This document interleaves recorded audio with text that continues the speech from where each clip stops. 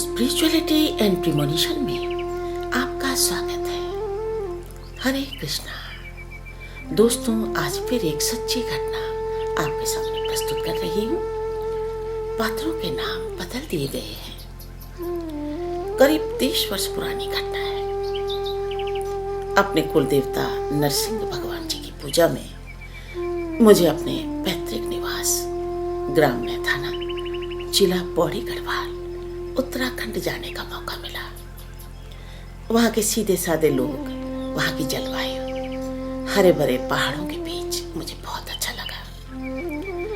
कार्यक्रम के बाद सभी लोग वापस चले गए, लेकिन मैं वहाँ कुछ दिन और रुकना चाहती थी।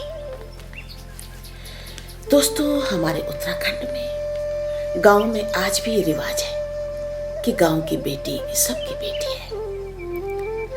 अगर गांव में उसका परिवार या मायका कहीं बाहर सेटल हो गया है और उसको कभी गांव जाने की इच्छा हो, तो उसे ये सोचने की जरूरत नहीं कि उसे कहाँ रहना है या कहाँ रुकना है।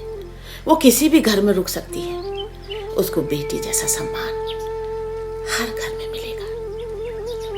लेकिन मैंने अपने पुश्तैनी घर में ही अपनी मित्र संध्या के साथ रुकने का फैसला किया।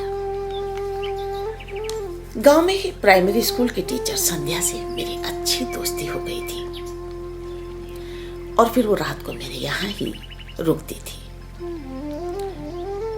फिर वहीं से सुबह स्कूल चली जाती थी। हमारे घर के सामने भैरव देवता का एक मंदिर था और उसके अंदर भैरव देवता की एक पत्थर की मूर्ति रखी हुई थी। किसी भी शुभ कार्य के अवसर पर गांव के लोग सर्वप्रथम भैरव देवता का आशीर्वाद लेते थे। मैं स्वयं भी वहां पूजा करने गई थी।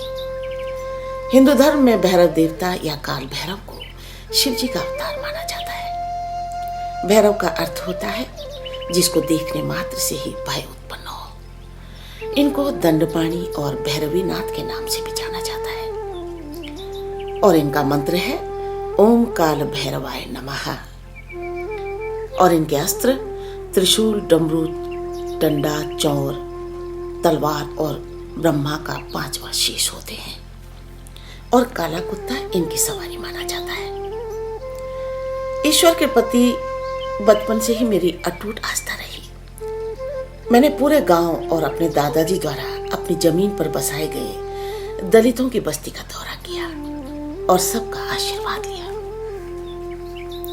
तभी मुझे संध्या ने बताया कि भैरव देवता के मंदिर में एक बड़ी पूजा का आयोजन होने वाला है। इस पूजा में आसपास के गांव से भी लोग आते हैं। मुझे बड़ी खुशी हुई क्योंकि ऐसे आयोजन हमने कभी नहीं देखे थे। बड़ी उत्सुकता से रात को सोते वक्त मैंने संध्या से पूछा कि क्या क्या होता है पूजा में।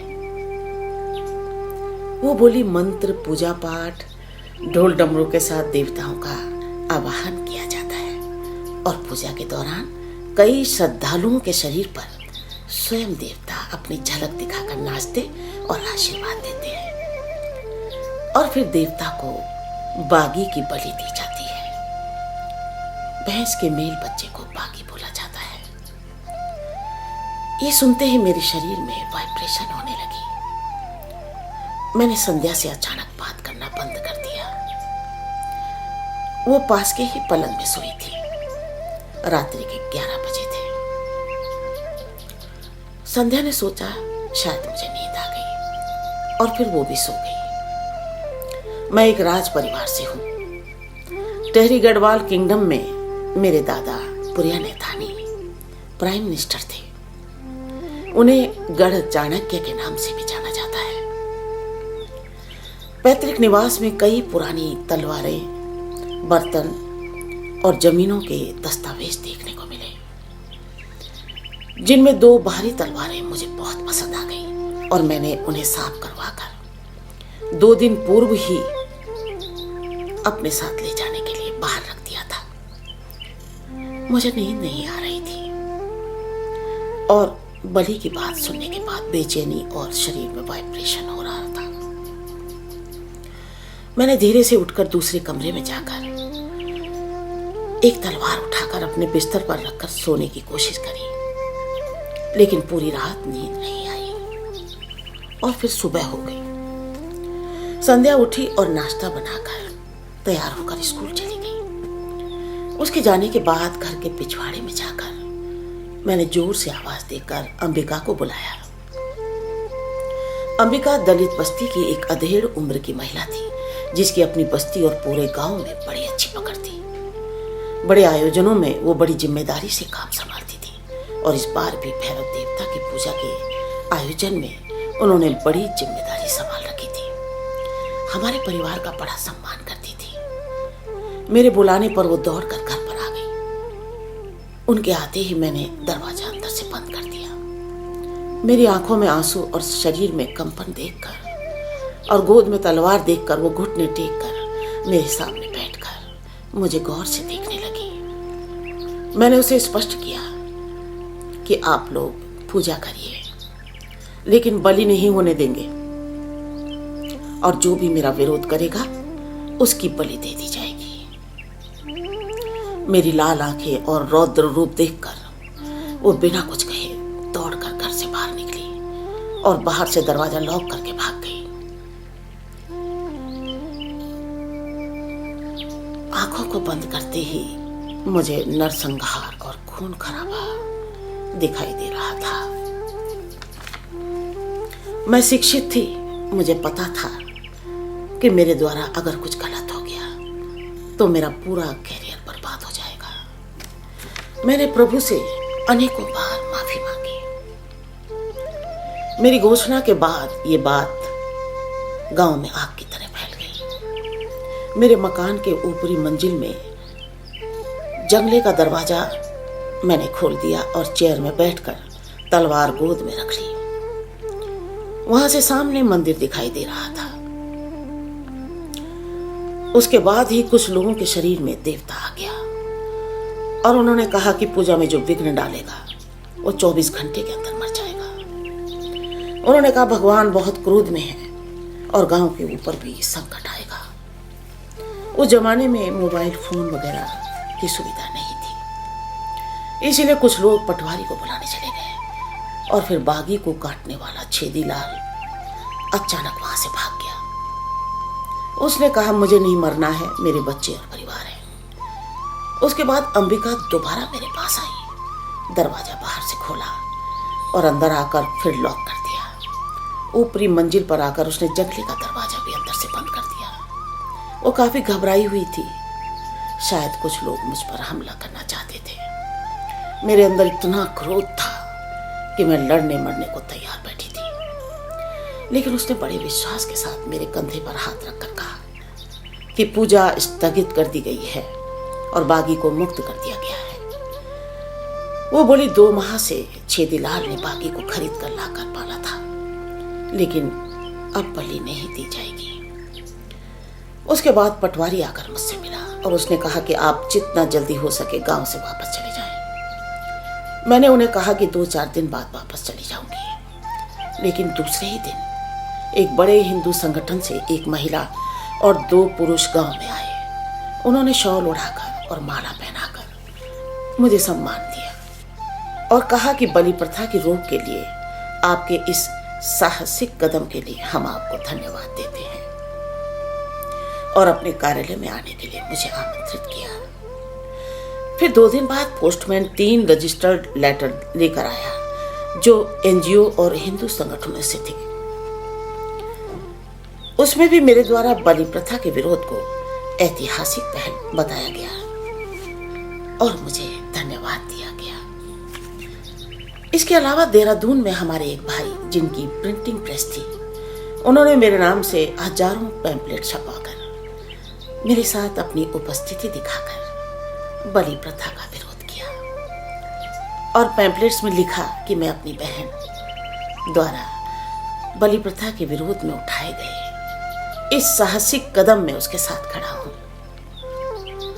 उसके बाद मुझे पौड़ी गढ़वाल में आमंत्रित किया गया। डीएम और एसडीएम साहब से मुलाकात करवाई गई और अन्य कई सम्मानित भाइयों, रिश्तेदारों और राजनेताओं से मेरा परिचय करवाया गया। विधानसभा के चुनाव सामने थे और मुझे चुनाव में खड़े करने की चर्चा होने लगी। मेरी उम्र कम निकली तो लोग कहने लगे कि गांव से ही उम्र बढ़ाकर जन्म प्रमाण पत्र बनाया जाएगा। मुझे कुछ भी समझ नहीं आ रहा था। उसके बाद मुझे बीडीसी की मीटिंग में आमंत्रित किया गया और भाषण देने को कहा गया। गांव की सूचनाएं जब मेरे घर वालों को मिली तो उन्हें मेरी चिंता होने लगी और मुझे तुरंत वापस आने का आदेश मिला। वापस आने के एक दिन पूर्व मैं संध्या के साथ गांव से थोड़ी दूरी पर एक प्राकृतिक पानी के स्रोत में स्नान करने गई। वो पानी पहाड़ियों के अंदर से प्रवाहित होता था। वहां से लौटते वक्त अचानक झाड़ियों से वो बागी मेरे सामने आकर खड़ा हो गया और मुझे ध्यान से देखने लगा। संध्या ने मेरा हाथ पकड़कर मुझे पीछे खींच दिया और फिर वो बागी वापस झाड़ियों में चला गया। मैंने संध्या से कहा कि बागी का साइज बहुत बड़ा और डरावना है, मुझे डर लगा है। वो बोली, उनसे डरना नहीं, वो भैरव देवता का ही रूप है और तुझे थैंक्स करने आए थे। मेरा दिल बागी के लिए दया से भर आया। मैंने संध्या को पूछा, अब इस बेचारे की देखभाल कौन करेगा? तो वो बोली, अरे इतनी हरियाली है, पानी है, अब इनको किसी की जरूरत नहीं है। और दूसरे दिन मैं गांव से वापस आ गई। मेरे जाने के बाद भी मेरे नाम पर रजिस्टर्ड लेटर आते रहे, जिन्हें संध्या रीडायरेक्ट करके मुझे भेज देती थी। उसने मुझे बताया कि मेरे देहरादून वाले भाई ने उत्तराखंड जाने वाली बसों में भी ड्राइवर कंडक्टर के हाथ में पैम्पलेट्स भिजवाए कि जिस गांव में गाड़ी रुके इन्हें बांटते जाना।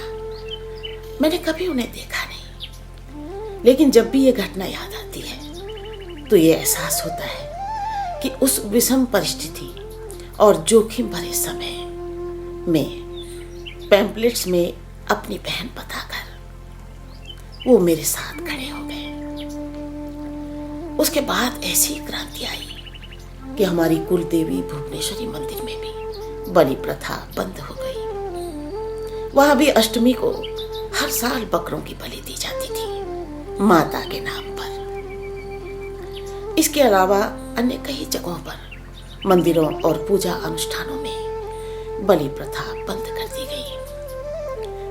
अब वहां लोग अपने खाने के लिए बकरे काटते हैं, लेकिन भगवान के नाम पर बलि नहीं दी जाती। इस घटना के बाद मेरे जीवन को एक नई दिशा मिली। मुझ पर प्रभु की कृपा बरसने लगी। मेरे हर कार्य सिद्ध होने लगे। एक समझदार और मेरी भावना की इज्जत करने वाला जीवन साथी मिला। अपना घर, अपना व्यवसाय और लक्ष्मी की कृपा बरसने लगी।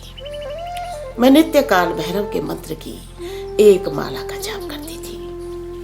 मैं नियत से भरी हुई थी, इसीलिए मुझे धन हमेशा ज्यादा लगता था। इसीलिए खुलकर दान धर्म करती थी। जीवन से डर खत्म हो गया। काल भैरव ने मेरे आवरण में एक ऐसा औरा निर्मित किया कि गलत लोग मेरे सामने टिक नहीं पाए और जिन्होंने मेरे प्रति बैर भाव और गलत करने की चेष्टा की, उनको उनकी उस गलती की भारी कीमत चुकानी पड़ी। आज कामयाब हूं, खुशहाल हूं और आज भी समाज सेवा के लिए समर्पित हूं। काल भैरव की कृपा पाने के बाद मैंने अपना हर कर्तव्य निभाते हुए समाज के लिए बड़े बड़े कार्य किए, जिनका उल्लेख मैं अपनी आने वाली वीडियोज में करूंगी।